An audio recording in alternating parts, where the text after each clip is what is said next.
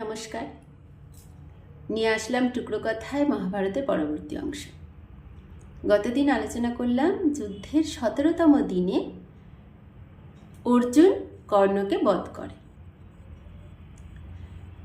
এবার কর্ণকে দ্রোণাচার্য ব্রহ্মাস্ত্রের মতো অস্ত্র দিতে অস্বীকার করায় কর্ণ মিথ্যে কথা বলে চলে গিয়েছিলেন পরশুরামের কাছে ব্রহ্মাস্ত্র শেখার জন্য। দ্রোণাচার্য কেন দেয়নি কর্ণকে? কারণ তার মনে হয়েছে যে এরকম বিধ্বংসী অস্ত্র নেওয়ার যোগ্য নয়। তার ভিতরে এত ঈর্ষা, এত আক্রোশ, তাই উপযুক্ত জায়গায় ব্যবহার করবে এই দায়িত্বই এর নেই, দায়িত্বশীল সে নয়। এই কারণে দ্রোণাচার্য দেয়নি। পরশুরামও যখন জানতে পারে যে শিক্ষা নেওয়া, অস্ত্র শিক্ষা নেওয়ার জন্য মিথ্যে কথা, মিথ্যে পরিচয় দিয়েছে, তার কি জাতি বা কি এইসবের জন্য না, মিথ্যে পরিচয় দিয়ে গুরুর কাছে শিক্ষা নিয়েছে, সেই কারণে তিনি অভিশাপ দিয়েছিলেন যে মন্ত্র সে ভুলে যাবে। আর ঠিক সেটাই হলো। মৃত্যুকালে সে কিছুতেই মনে করতে পারেনি মন্ত্র, দিব্যাস্ত্র চালানো মন্ত্রই তার মনে পড়েনি, আর অর্জুন তাকে বধ করে। এর মাঝে এই যে সঞ্জয়, যে দিব্য দৃষ্টি পেয়েছে, যে যুদ্ধ পরিসরে থেকে যা কিছু হবে সব দেখতে পাবে এবং কার মনের ভিতর কি চলছে সেটাও বুঝতে পারবে, সে কুরুক্ষেত্র ভূমিতেই থাকে এবং এরকম বিশেষ বিশেষ ঘটনা যেদিন হয় সেদিন গিয়ে গিয়ে ধৃতরাষ্ট্রের কাছে খবর দেয়। প্রথম দিন থেকে 10 দিন পর্যন্ত কুরুক্ষেত্র ভূমিতেই ছিল, হস্তিনাপুরে তখন যায়নি। প্রথম যখন ভীষ্ম মারা যায় সেই 10ম দিনে প্রথম সঞ্জয় গিয়ে ধৃতরাষ্ট্রকে খবর দেয়। ধৃতরাষ্ট্র প্রত্যেক দিনের পুঙ্খানুপুঙ্খ ঘটনা তার থেকে জানতে চায়, প্রশ্ন করে। আর এইগুলো কাব্যগ্রন্থটা পড়লে দেখা যায় পাস্ট টেন্স, কি হয়েছিল, ওইটা কি হয়েছিল, সে কি বলেছিল, এরকমভাবে জিজ্ঞেস করছে। সঞ্জয় সেরকম উত্তর দিচ্ছে, 10 দিনের প্রত্যেকটা ঘটনা পুঙ্খানুপুঙ্খ ব্যাখ্যা করছে। তারপর আবার চলে আসে হস্তিনাপুর থেকে। আর আবার যেদিন দ্রোণাচার্য মারা যায় 15 দিনের দিন, সেদিন আবার যায়। আর তার কাছে এমন ঘোড়া ছিল যে হাওয়ার গতিতে যেতে পারে, এরকম। তো হস্তিনাপুরে গিয়ে আবার খবর দিয়েছে, আবার এসে রয়েছে। আর এখন তো শেষের দিকে এত বিধ্বংসী যুদ্ধ হচ্ছে, এত সেনা মারা যাচ্ছে, কৌরবদের একের পর এক ভাইরা মারা যাচ্ছে, তাই ঘন ঘন যেতে হচ্ছে সঞ্জয়কে। তারপর তো এখন কর্ণ মারা গিয়েছে, কর্ণ মারা গেলে আবার খবর দিতে যায় ধৃতরাষ্ট্রের কাছে। আর ধৃতরাষ্ট্র ততই ভেঙে পড়ছে, একে একে তার সমস্ত ছেলেরা মারা যাচ্ছে। 17তম দিনে কর্ণও মারা গিয়েছে। সেদিন ভীম প্রচণ্ড হারে সকল কৌরব ভাইদের মেরে ফেলেছে। পরের দিন যুদ্ধের 18তম দিনে রাজা শল্যকে যুদ্ধের সেনাপতি নির্বাচন করা হয়। আর কেউই নেই যুদ্ধের, এমন পরিস্থিতি, কৌরবদের একেবারে কোনো সেনাই থাকছে না। সেদিন এমন যুদ্ধ হয়, যুধিষ্ঠির একাই হাজারে হাজারে সেনা মেরে কৌরবদের সমস্ত সেনা শেষ, 11 অক্ষৌহিনী সেনা সব শেষ। শকুনি আর তার পুত্র উলুককে সহদেব হত্যা করে, সেনাপতি শল্যকে যুধিষ্ঠির বধ করে, আর ধৃষ্টদ্যুম্ন রাজা শল্বকে বধ করে। এরপরে কৌরবদের মধ্যে শুধু কৃপাচার্য, অশ্বত্থামা, কৃতবর্মা আর দুর্যোধন, এই 4 জনই বাকি রয়েছে। আর পাণ্ডবদের কিছু সেনা রয়েছে। এই যে টোটাল 11 অক্ষৌহিনী সেনা নিয়ে যুদ্ধ শুরু হয়েছিল, সব মানুষ মারা গিয়েছে। কৌরবদের তো সবাই মারা গিয়েছে। কৌরবদের অতগুলো ভাইয়ের শুধু দুর্যোধন রয়েছে, আর আরেকটা ভাই, ধৃতরাষ্ট্রের এক স্ত্রী হচ্ছে গান্ধারী, তার 100টা ছেলে, একটা মেয়ে। আর আরেক স্ত্রী, তার একটাই ছেলে যুযুৎসু, সে প্রথমে কৌরবদের হয়েই যুদ্ধ শুরু করেছিল, কিন্তু মাঝখানে সে দল পাল্টে আর কি পাণ্ডবদের সঙ্গে চলে আসে। তখন এই পাণ্ডবদের যুদ্ধের 18তম দিনে পাণ্ডবদের মধ্যে তারা 5 ভাই, কৃষ্ণ, সাত্যকী আর যুযুৎসু, এই টোটাল কৌরব পাণ্ডব মিলে টোটাল 11 জন, দুর্যোধনকে নিয়ে 12 জন বেঁচে রয়েছে আর কি। আর পাণ্ডবদের ছেলেরা তখনও ছিল। এবারে যুদ্ধের মানে শেষের দিকে দুর্যোধন দেখছে আমাকে কোনো রকমে বাঁচাতে হবে বলে সে পালিয়ে লুকিয়ে যাচ্ছে। তারপরে যুধিষ্ঠির তার ধাওয়া করে তাকে খুঁজে বার করে আর কি, বের করে তাকে বলে যে আমাদের এই 5 পাণ্ডবের মধ্যে যে কোনো একজনকে তুমি যদি হারাও, আমি তোমাকে চ্যালেঞ্জ দিচ্ছি, যে কোনো একজনকে আজকে যদি তুমি হারিয়ে দাও তাহলে আমি তোমাকে সব দিয়ে দেবো, ইন্দ্রপ্রস্থ, হস্তিনাপুর, যা কিছু, আমি কিছু নেব না। এবার এটা তো দুর্যোধনেরও পৌরুষে লাগছে যে যে কাউকে হারিয়ে দিতে বলছে এরকম। তখন দুর্যোধন ভীমকে আহ্বান করে যুদ্ধে তার সঙ্গে। তো তার সঙ্গে মল্লযুদ্ধ হয়, গদা যুদ্ধ হয় ভীমের সঙ্গে, কারণ দুজনাই গদায় এক্সপার্ট। এবার সেই গদা যুদ্ধ যখন হচ্ছে, দুর্যোধন যখন হস্তিনাপুরে দ্রৌপদীর বস্ত্রহরণ হচ্ছে, তাকে নিজের জঙ্ঘা দেখিয়ে অশ্লীল ইঙ্গিত করেছে, তখন ভীম প্রতিজ্ঞা করেছিল যে তোমার জঙ্ঘা আমি ভেঙে দেব।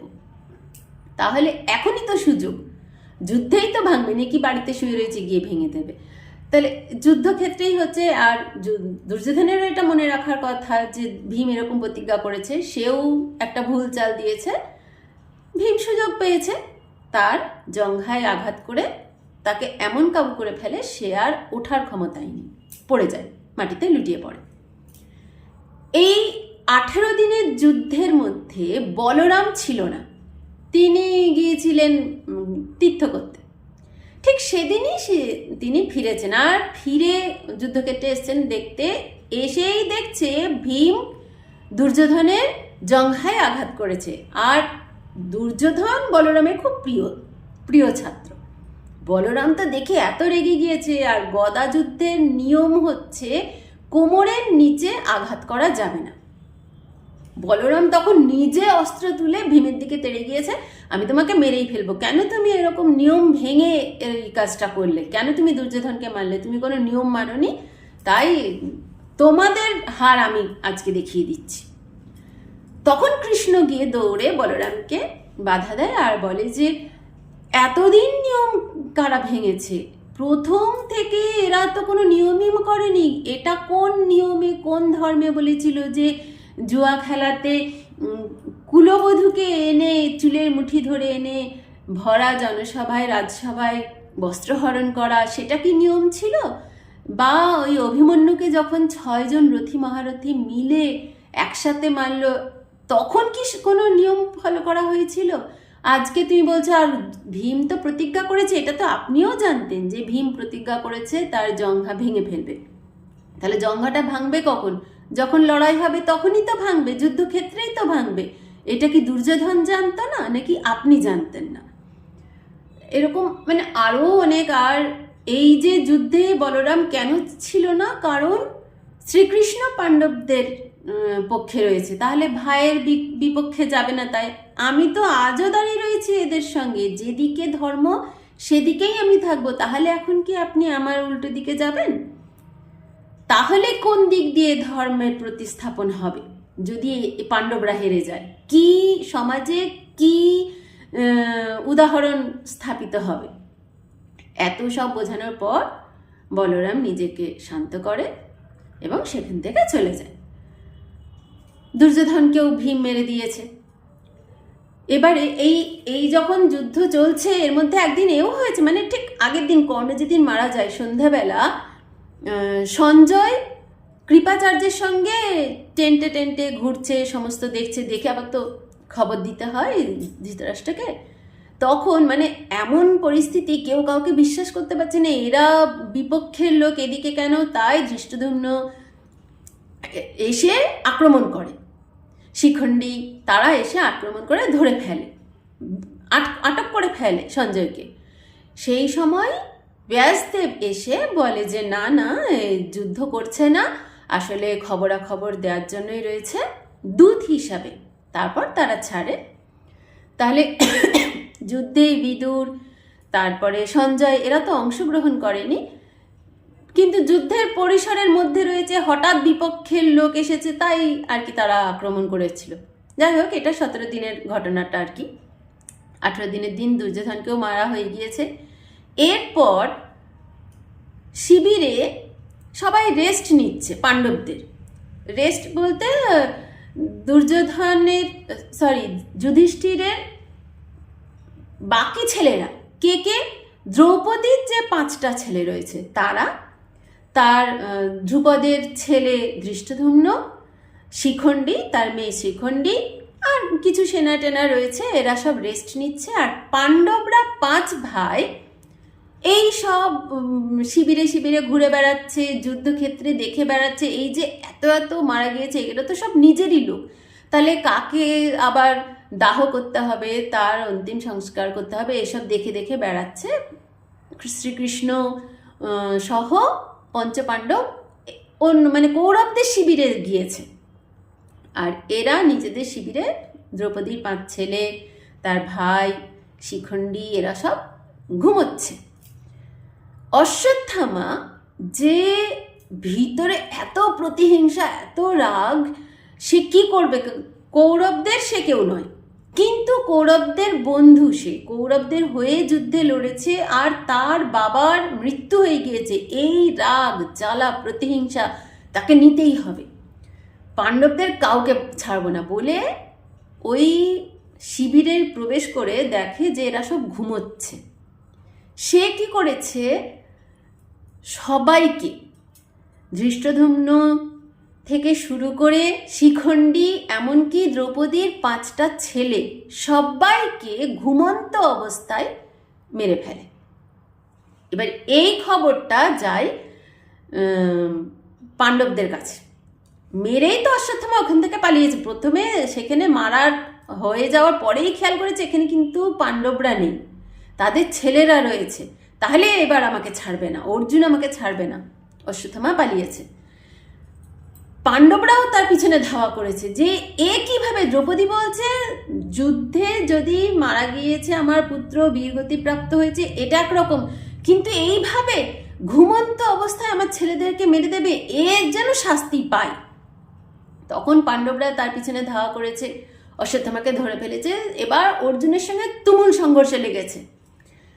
অর্জুন আর অশ্বত্থামা দুজনেই ব্রহ্মশির অস্ত্র জানে। অর্জুন আরও অনেক দিব্য অস্ত্র জানে, কিন্তু ব্যবহার করে না, কারণ সে তো জানে এই অস্ত্রের কি পাওয়ার, সে সহজে কিন্তু ব্যবহার করে না। আর অশ্বত্থামাকে এই কারণেই শেখাতে চাইছিলেন না দ্রোণাচার্য, যে তার এই সেন্সটাই নেই যে কোথায় ব্যবহার করব বা এর ফল কি হতে পারে। দুজন লড়াই করতে করতে একটা সময় আসে, দুজনেই মানে অশ্বত্থামা ব্রহ্মশির অস্ত্র চালিয়ে দেয়। সেটাকে প্রতিহত করার জন্য এবার অর্জুনও চালায়। তখন সেখানে ব্যাসদেব আসে। ব্যাসদেব আর কৃষ্ণ এসে বলছে, এ কি করছো তোমরা? ব্যাসদেব বলছে, জানো তুমি এই অস্ত্র যে চালনা করলে, যেখানে ব্রহ্মশির অস্ত্র বা ব্রহ্মাস্ত্র চালনা করা হয়, সেই পুরো এরিয়াতে 12 বছরের জন্য খরা হয়ে যায়, কোনো ফসল হয় না, সমস্ত মানুষ বিকলাঙ্গ হয়ে যায়, মানে একটা হিউজ হিলিয়াম বোমের মতো, পরমাণু বোমার মতো। এত বছর ধরে সেখানে চাষাবাদ বন্ধ হয়ে যায়। তুমি যদি এই সামান্য একজনকে মারার জন্য এইরকম একটা বড় অস্ত্র চালনা করে দাও, পৃথিবীর কত ক্ষতি হবে, তুমি এক্ষুনি ওই অস্ত্র ফিরিয়ে আনো। অর্জুন সাথে সাথে নিজেকে কন্ট্রোল করে এবং তার ছাড়া অস্ত্র ফিরিয়ে আনে। অশ্বত্থামাকেও বলে ফিরিয়ে আনতে। অশ্বত্থামা ছাড়তেই পারে, ফিরিয়ে আনার তার শিক্ষা নেই, মানে তার শিক্ষাটাও সম্পূর্ণ নয়, সে এতটাই অস্থির মতি। তখন করেছে কি, যে ফিরিয়ে তো আনতে পারবো না, তাহলে আমি এর গতি ঘুরিয়ে দেব। আর কীরকম, তখন শেষ পর্যন্ত তার মনের বদমাইশি বুদ্ধি, পাণ্ডবদের বংশই ধ্বংস হয়ে যাবে, কারণ এদের নেক্সট জেনারেশন একটাও ছেলে নেই, সবাই মরে গিয়েছে।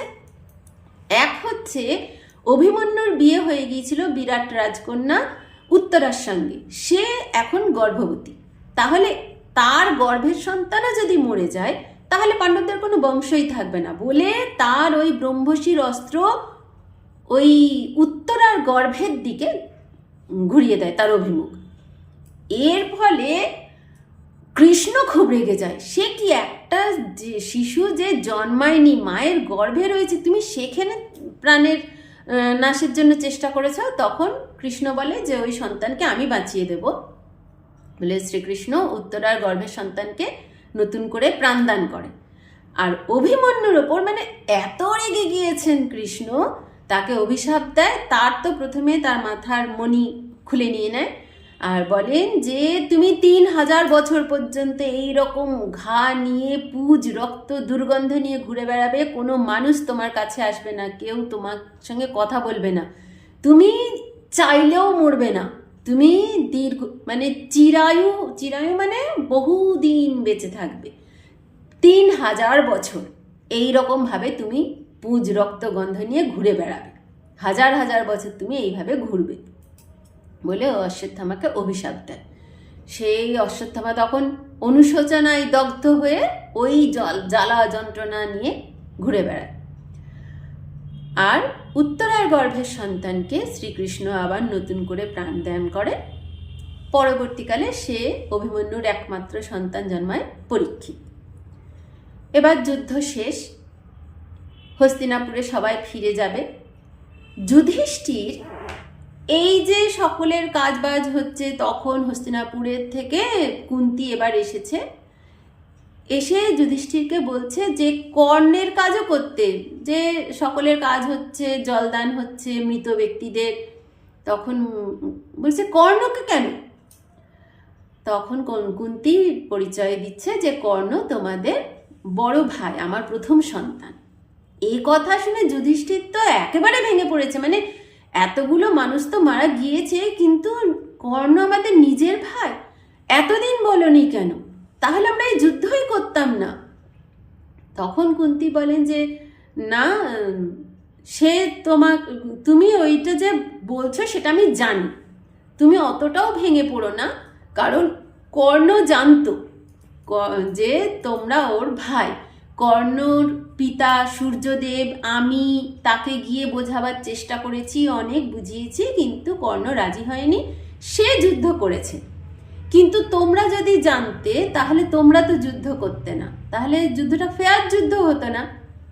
তাই তুমি গ্লানিতে ভুগো না, সে যেরকম স্বাভাবিক যুদ্ধ করেছে, তার কর্ম ছিল এটা, তাই, কিন্তু তোমার কর্ম এখন, যেহেতু তোমার বড় ভাই, তুমি কাজ করো। যুধিষ্ঠির বলছে যে আমার নিজের সন্তানরা মারা গিয়েছে, যা আমার বুকে ব্যথা, তার থেকেও বেশি লাগছে যে কর্ণ আমার নিজের ভাই, আর আমি নিজের হাতে তাকে, মানে আমরা নিজের হাতে তাকে বধ করলাম যুদ্ধ করে তাকে, এটা আমি মেনেই নিতে পারছি না। মানে মায়ের এই আচরণে এতটাই ভেঙে পড়েছে যুধিষ্ঠির, মাকে অভিশাপ দিচ্ছে যে আজ থেকে কোনো মেয়ে কোনো কথা চেপে রাখতে পারবে না, তুমি এরকম একটা কথা আমাদের থেকে চেপে গেলে। কুন্তি তখন বলে যে আমি বলতে পারিনি নানা কারণে, যাই হোক। তারপর কর্ণেরও কাজ করে, তারা হস্তিনাপুরে ফিরে আসে। এবার এত যে যুদ্ধে এত এত মানুষ মারা গেছে সারা ভারতবর্ষে, মানে উত্তর থেকে দক্ষিণ, পূর্ব থেকে পশ্চিম, সারা ভারতবর্ষ থেকে এই যুদ্ধে অংশগ্রহণ করেছে, সকলে সকলে মারা গিয়েছে। মোটে 11 জন বেঁচেছে, 5 ভাই, পাণ্ডবরা 5 ভাই, কৃষ্ণ, সাত্যকী আর যুযুৎসু, আর ওদিকে কৃতবর্মা, অশ্বত্থামা আর কৃপাচার্য, বাকি সবাই মারা গিয়েছে। চারিদিকে মৃত্যুর হাহাকার পড়ে গিয়েছে। যুধিষ্ঠির এই ঘটনায় একেবারে ভেঙে পড়েছে যে আমার কিছু চাই না, আমার আর রাজত্বও চায় না, কিচ্ছু চায় না, আমি কি করে রাজত্ব করব, এই এত এত বিধ্বংস আমার কারণে হয়েছে। তখন তাকে সবাই বোঝাচ্ছে, শ্রীকৃষ্ণ বোঝাচ্ছেন যে এইটার তো প্রয়োজনই, মানে তুমি তোমার ইচ্ছে হয়েছে, বা তোমার সঙ্গে ভাই ভাই ঝামেলা হয়েছে, বা তোমার একটু রাজত্ব নিয়ে ঝগড়া হয়েছে, তার জন্য যুদ্ধ নয়। যুদ্ধটা কি যেখানে পাপ বাড়তে বাড়তে এমন সীমায় গিয়েছিল, তখন সেই ধর্মকে প্রতিস্থাপনের জন্য যুদ্ধ হয়েছে। তাই এই যুদ্ধটা ধর্মযুদ্ধ ছিল, তোমার কর্ম ওইটা ছিল যে করতে হবে। তার জন্য তুমি গ্লানি করো না। এবার তোমার কর্ম হচ্ছে যে এই যে এত এত মানুষ অনাথ হলো, কার বাবা মারা গেল, ভাই মারা গেল, পুত্র মারা গেল, তাহলে এদের দায়িত্ব কে নেবে? এদের দায়িত্ব তো তোমাকে নিতে হবে। কোন রাজ্যের যদি কোনো বাচ্চা রয়েছে, রাজা মারা গিয়েছে, তার ছেলে রয়েছে, তাহলে তাকে রাজ্যাভিষেক করাও, বা যার ছেলে নেই, মেয়ে রয়েছে, সেই মেয়েকেই প্রপার শিক্ষা দাও, রাজ্যাভিষেক করাও।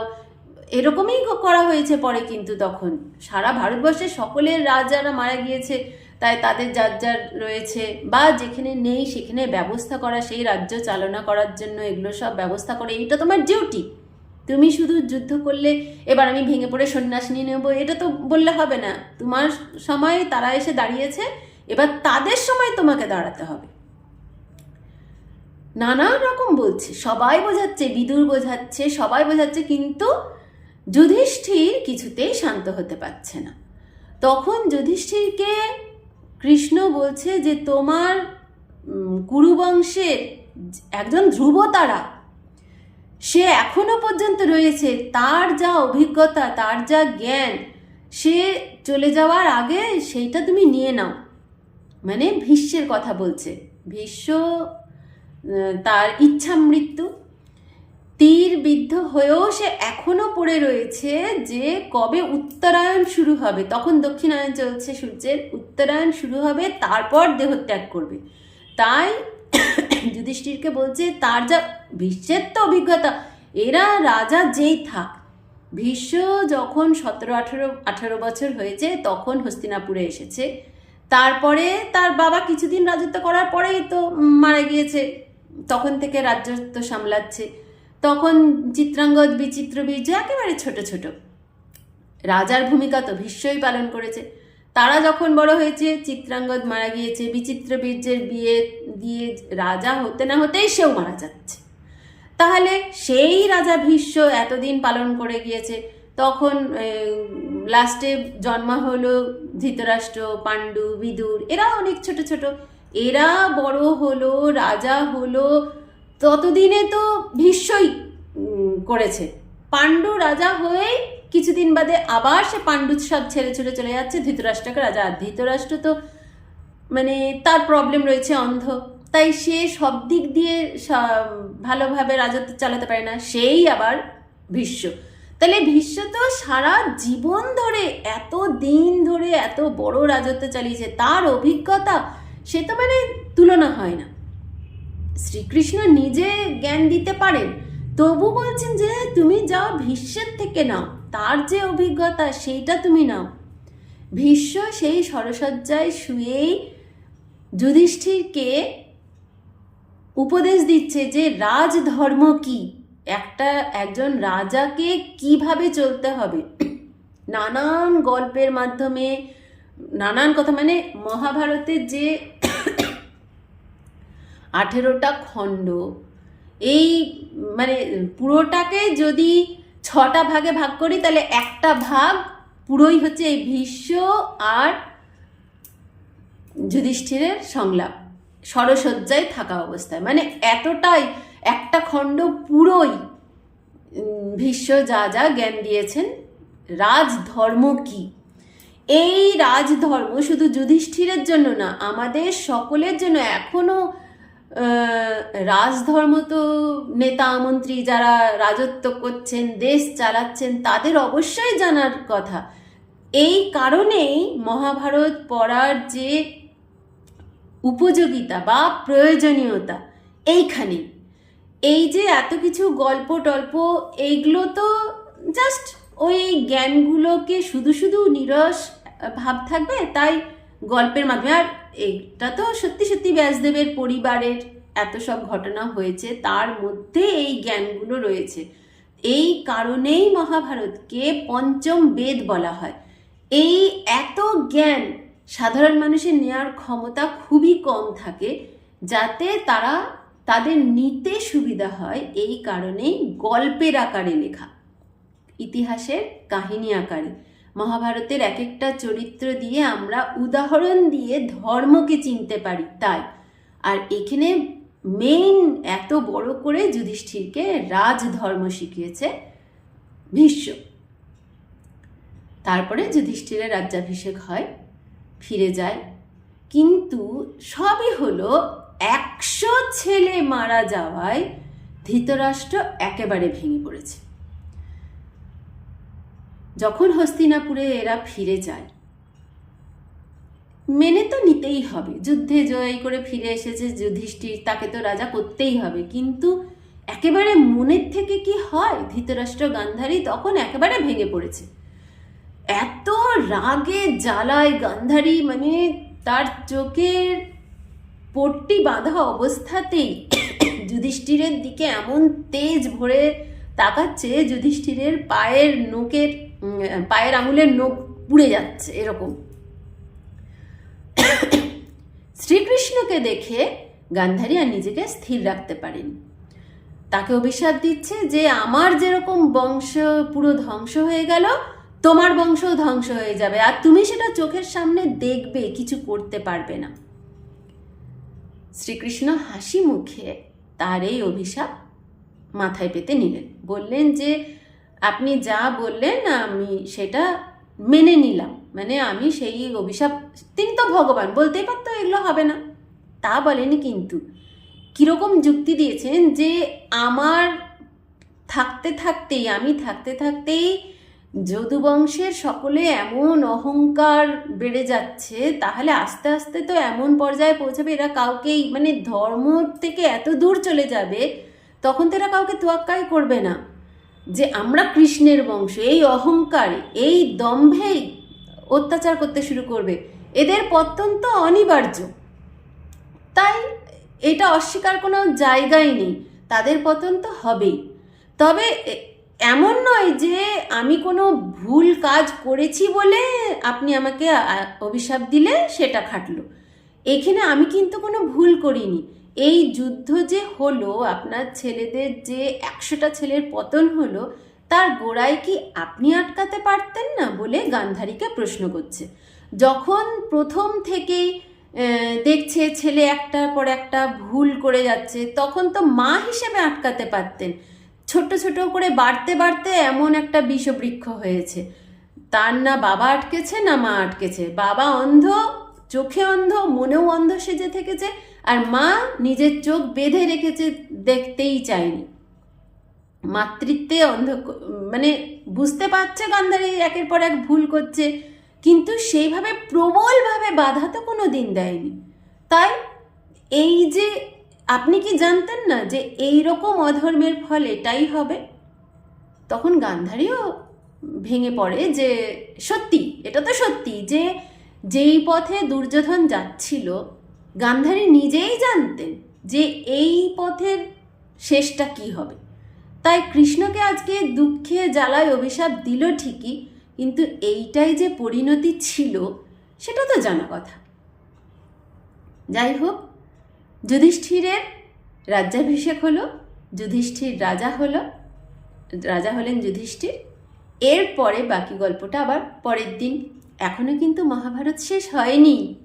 আমি ভাবতাম বোধহয় যুদ্ধ শেষ, মহাভারত শেষ, কিন্তু আরেকটু আছে, পরের দিন আবার হবে। ধন্যবাদ।